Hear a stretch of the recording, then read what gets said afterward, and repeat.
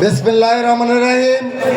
বাংলাদেশ জাতীয়তাবাদী দল লোহাগাড়া থানা পৌর বিএনপি ও সকল অঙ্গ সংগঠন সমূহের উদ্যোগে শহীদ রাষ্ট্রপতি জিয়াউর রহমানের ৪০তম শাহাদত বার্ষিকী উপলক্ষে আজকের এই আলোচনা সভা ও দোয়ার অনুষ্ঠানে সম্মানিত সভাপতি মঞ্চে উপবিষ্ট রয়েছেন এই মুহূর্তে প্রধান বক্তা নড়াইল ২ আসনের গণমানুষের নেতা নড়াইল জেলা বিএনপির বিপ্লবী সাধারণ সম্পাদক জনাব আলহাজ মনিরুল ইসলাম সহ লোহাগাড়া থানা পৌর বিএনপির বিভিন্ন পর্যায়ের নেতৃবৃন্দ, নড়াইল জেলা বিএনপির নেতৃবৃন্দ, নড়াইল সদর পৌর থেকে আগত নেতৃবৃন্দ ও আমার সামনে উপবিষ্ট লোহাগাড়া থানা ও লোহাগাড়া পৌর বিএনপির বিভিন্ন পর্যায়ের আমার সম্মানিত নেতা কর্মী ভাইরা, আসসালামু আলাইকুম।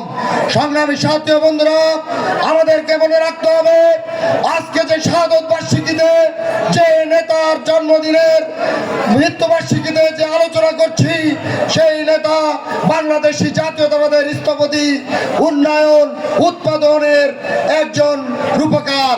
বাংলাদেশের স্বাধীনতা যুদ্ধে তার ভূমিকা, দেশ গঠনে তার ভূমিকা, বাংলাদেশের গণতন্ত্রে বহুদলীয় গণতন্ত্রে তার ভূমিকা, আর তার পরবর্তী পর্যায়ে তার যোগ্য উত্তরসূরি বেগম খালেদা জিয়ার নেতৃত্বে বাংলাদেশে গণতান্ত্রিক আন্দোলন সংগ্রাম এবং দেশ গঠন।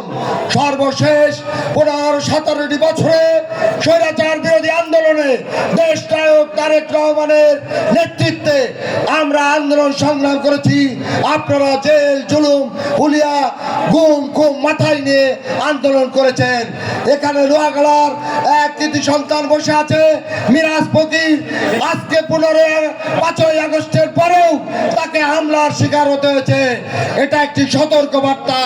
আমাদেরকে মনে রাখতে হবে স্বৈরাচারের দোসররা আমাদের মধ্যে প্রবেশ করতে চায়। আমাদেরকে মনে রাখতে হবে এদের সাথে কোনো আপোষ চলতে পারে না, এরা স্বৈরাচার। আমাদের ঐক্যবদ্ধ সীসাডলা প্রাচীরের মতো সেই ঐক্য আমাদের ধরে রাখতে হবে, দলকে সুশৃঙ্খল রাখতে হবে।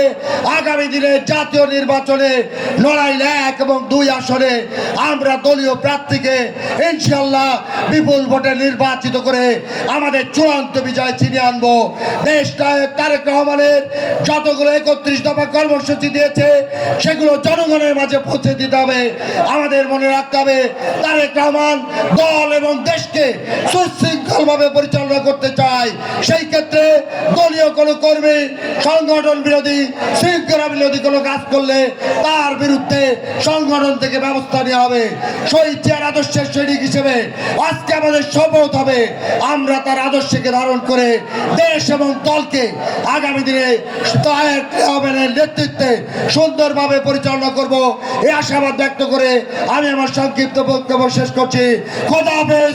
বাংলাদেশ জিন্দাবাদ, জাতীয়তাবাদী দল বিএনপি জিন্দাবাদ। সবাইকে ধন্যবাদ।